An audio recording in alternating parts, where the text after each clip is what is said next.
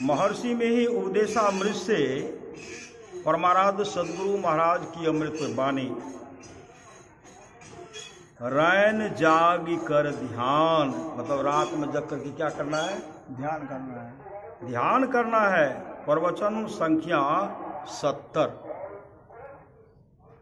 बंदो गुरुपद कंद कृपा सिंधु नरोपहरी, महामोह तुम पुंज जासु वचन रवि करनी करो। प्यारे लोगों,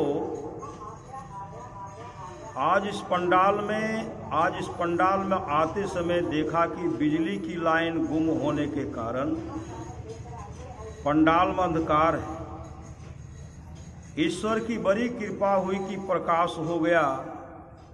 पूज्यपाद महर्षि जी के पंडाल पहुंचने के पूर्व बिजली गुम हो गई थी। पंडाल में अंधकार छाया हुआ था। जो ही वे मंच पर पदार्पण करते हैं कि बिजली तुरंत आ गई और प्रकाश हो गया। संपादक जी बोले। इसी तरह देखिए, प्रकाश में रहते हुए भी आंख बंद कर लीजिए, प्रत्येक के अंदर अंधकार होगा। अंदर के अंधकार को बाहर का प्रकाश दूर नहीं करता। अंधकार के अंदर को दूर करने के लिए, अंधकार को दूर करने के लिए भी यत्न है। मैं जब अभी नहीं आया तो देखा कि अंधकार है। आपस में देखा देखी नहीं हो सकेगी, परंतु कुछ बोलचाल अंधकार को भी नहीं मानता है और शब्द सुनाई देता, सब सुनाई देता है। अंधकार में भी शब्द होता है ना। अंधकार में दिखलाई नहीं पड़ेगा, लेकिन बोलेंगे तो सुनेगा ना। रूप को नहीं देखेंगे लेकिन आवाज तो सुनेंगे, और सब सुनाई देता है। ईश्वर की कृपा से प्रकाश हो गया। अंदर में भी ईश्वर की कृपा हो। कृपा भाजन पर कृपा अवश्य होती है। हम कृपा भाजन बनेंगे तो हमारे अंदर में भी प्रकाश होगा। कृपा भाजन तब तक हम नहीं बनेंगे जब तक हमारे दिल में ईश्वर के पाने का शौक अधिक न हो। अंतः प्रकाश पाने के लिए गुरु की युक्ति प्राप्त कर उसका अभ्यास करो, प्रकाश भी अवश्य मिलेगा। जैसे अंधकार में भी शब्द काम करता है, उसी प्रकार प्रकाश में भी शब्द काम करता है। हमारे अंदर में प्रकाश हो, अंधकार छूटे। यूं तो अंधकार में शब्द पा सकते हैं और प्रकाश में भी पा सकते हैं, लेकिन जो शब्द में पा सकते हैं वह अंधकार के शब्द से विशेष आकर्षक होगा। जब तक वृत्ति अंधकार में रहती है तब तक प्रकाश का शब्द उसके लिए बंद रहता है।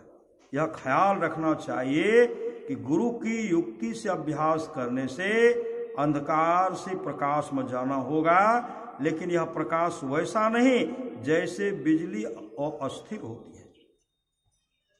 वहां तो प्रकाश ही है। प्रकाश में भी शब्द अवश्य है। कहना चाहिए कि पहले ज्योति जगानी है। दृष्टि योग के अभ्यास से ज्योति जग सकती है। दृष्टि योग आंख योग नहीं, डीम योग नहीं, पुतली योग नहीं, बल्कि पुतली में जो ज्योति है उसको ग्रहण करें। शब्द उस ज्योति के अंदर का बहुत परिष्कृत होगा। यही शास्त्र प्रमाण है। मेरा यह अनुमान है कि प्रकाश का शब्द अत्यंत परिष्कृत होगा, गलत नहीं हो सकता। और संतों ने जो श्रुत सब योग और दृष्टि योग का साधन बताया है, उसमें पहले दृष्टि योग फिर शब्द योग बताया है। पहले प्रकाश को पाओ, फिर विविध शब्दों को पकड़ो। गुरु की युक्ति से प्रकाश में शब्द को पकड़ो। शब्द ही शब्द का पीर है। श्री सद्गुरु शब्द शब्द बहु अंतरा, शब्द सार का सिर, शब्द शब्द का खोजना, शब्द शब्द का पीर। संत कबीर साहब। इसीलिए कहता हूं कि बहुत प्रकार का शब्द है। एक प्रकार का शब्द पकड़ो तो दूसरे प्रकार का शब्द होता है। दूसरे प्रकार का शब्द पकड़ो तो तीसरे प्रकार का शब्द होता है। तीसरे प्रकार का शब्द पकड़ो तो चौथे प्रकार का शब्द होता है। चौथे प्रकार का शब्द पकड़ो तो पांचवें प्रकार का शब्द होता है। फिर वह शब्द ऐसा है अकह जो कहने में नहीं आते। उस शब्द का जो दर्शन कर लेंगे, उस शब्द को जो सुनेंगे, मुख के द्वारा बखान नहीं कर सकते। ऐसे तत्व को पाकर संत लोग सुखी होते हैं। संत लोग वे ही होते हैं जो शांति पाते हैं। शांति वे ही पाते हैं जो अकह शब्द को पाते हैं। उनके लिए अकह शब्द पाना कठिन नहीं है। सब भाई अपने अपने घर जाकर सत्संग करके प्रकाश में जाने की खोज गुरु के द्वारा करें। मतलब ध्यान करना है और सच्चा जीवन और सदगुरु चाहिए। नहीं पालला फूलला उड़ला पैसा आ कानी पकड़ी फूकी दियो बैल बेचा है। भैसा हरे शिष्य धन शोकन हरे और सो गुरु घोर नरक मह परई। सब भाई अपने अपने घर जाकर सत्संग करके प्रकाश में जाने की खोज गुरु के द्वारा करें। जब तक बाल बच्चे को ज्ञान आवे तब तक वे सत्संग भी करें और विद्या भी सीखें। फिर उम्र बढ़ जाने पर, विद्या प्राप्त कर लेने पर अपने रोजगार को करते हुए सत्संग और थोड़ा थोड़ा प्रातः और सायंकाल संध्या भी करें।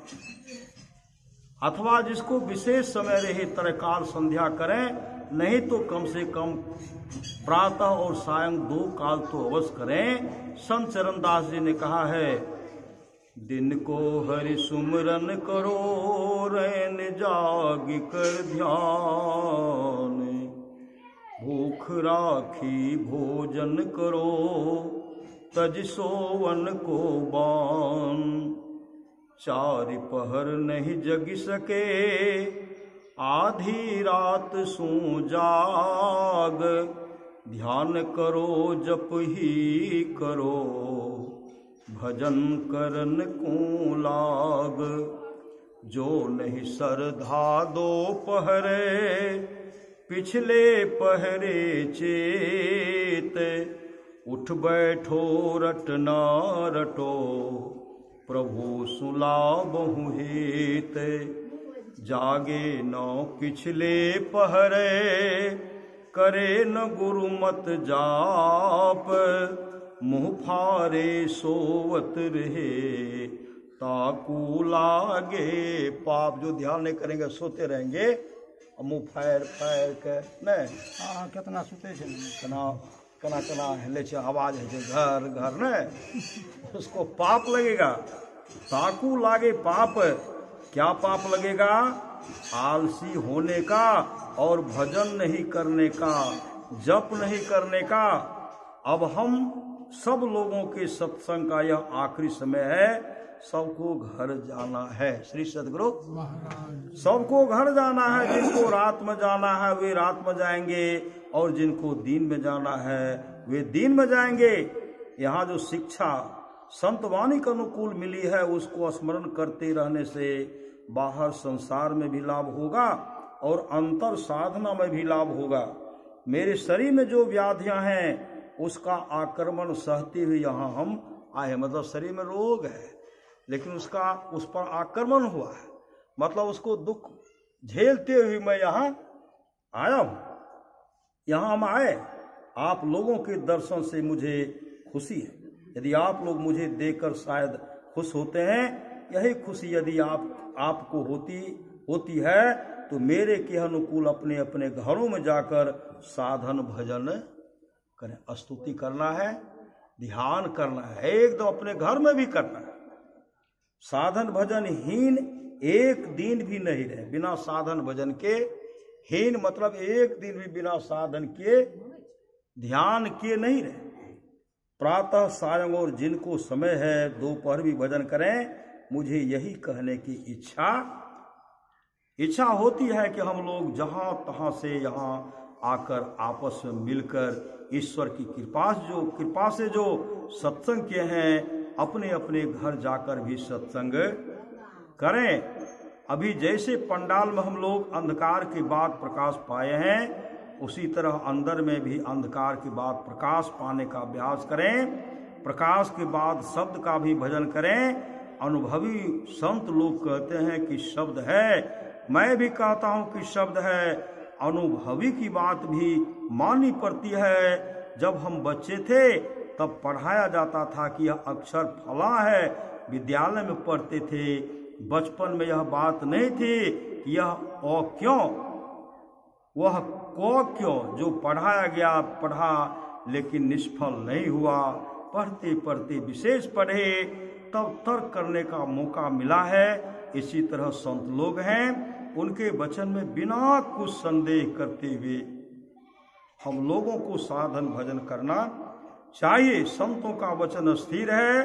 हम लोग यहाँ तक संतों के वचन को एकत्रित कर सके हैं। यह सत्संग योग नाम की किताब में है, उस किताब को पढ़ सकते हैं। जिन्होंने यह अखिल भारतीय वार्षिक सत्संग कराया है, उनके लिए मेरा शुभाशीर्वाद है। श्री सद्गुरु महाराज की जय। यह प्रवचन दिनांक 4/3/1975 ईस्वी को अपराह्न कालीन सत्संग अखिल भारतीय संत मत सत्संग के 67वें वार्षिक अधिवेशन के अवसर पर मुरादाबाद में हुआ था, जिसको पढ़ करके सुनाया गया। श्री सद्गुरु महाराज की जय। सुक्ति कर, आत्मानुसंधान की तुलना दही को मत कर नवनीत निकालने से की गई है। नवनीत मतलब घी को मक्खन ने निकालते हैं। यहाँ मन की तुलना मथनी से की गई है, हृदय की तुलना दही से तथा आत्मा में निरत रस अस्थिर रहने के अभ्यास की मथने की विधि से तुलना की गई। जिस प्रकार दही के मंथन से नवनीत की प्राप्ति होती है घी की, तथा जिस प्रकार घर्षण से अग्नि उत्पन्न होती है, उसी प्रकार निश्चल जागरूकता से आत्मा में निरंतर अस्थिर रहने से अविरल सूक्ष्म तेल धार की भांति स्वाभाविक एवं सहज सदा एक रस निर्विकल्प समाधि की प्राप्ति होती है, जिससे सहज एवं अनायास ही प्रत्यक्ष साक्षात बाधा रहित एवं सर्वव्यापी ब्रह्म की अनुभूति होती है, जो कि एक साथ ज्ञान एवं अनुभव है और जो देश काल से परे है। श्री महर्षि रमन। श्री सद्गुरु महाराज की जय।